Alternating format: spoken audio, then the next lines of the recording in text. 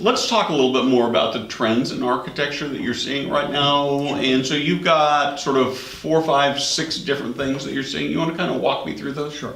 I think two primary ones that are really shaping a lot of the buildings today and the whole living environment for everybody is basically people are going towards buildings that are more affinity based. There's a purpose going there other than simply to be cared for or to live in them.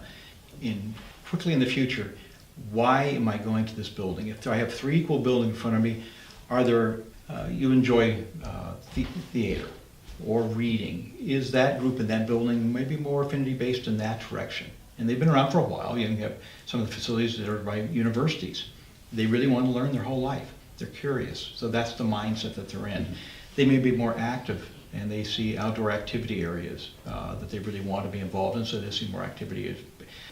The other one, I've encouraged the resiliency of buildings that don't design it simply for one IL. It's IL, AL combination, or AL with the ability to split the building up and have AL and IL in it. Maybe you have one entrance for everybody, or you can have 2 entrances, and it wouldn't take that much to add it in if you see that market shifts. We've designed a number of our buildings where the assisted living and the assisted living memory care have the same entrance.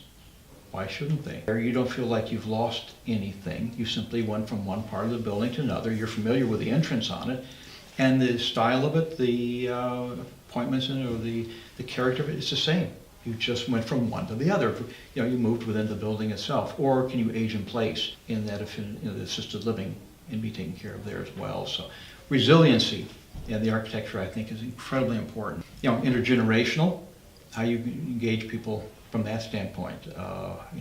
Are you putting in the affinity-based pieces that you really can and bring the families in? And can the kids play in this facility along with their parents, other than just their room?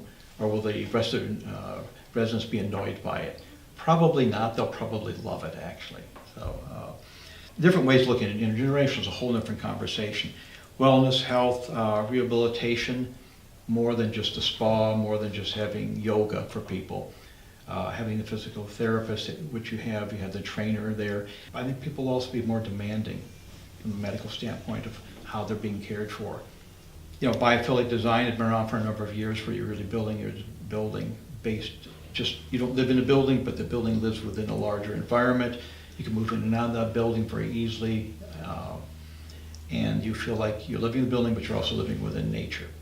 Technology is blowing up everywhere. It's enormous, and one of them is probably the circadian lighting methodology.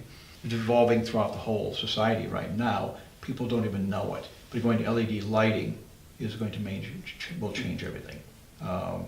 It's going to help on energy costs. It'll help be able to also monitor the circadian rhythm of people. But I think on top of that, finding ways to design buildings that are also sustainable. Not just are they first cost cheaper, but are they cheaper in the longer, in that 15 or 20 year cycle, working with buildings, and that's energy conservation, design the exterior wall, finding the right mechanical systems that are working in, using sunlight to naturally bring in light so you don't have to have the light at the level you're at. It's a whole evolution, and the whole technology is developing in those areas. So those are the major trends moving forward.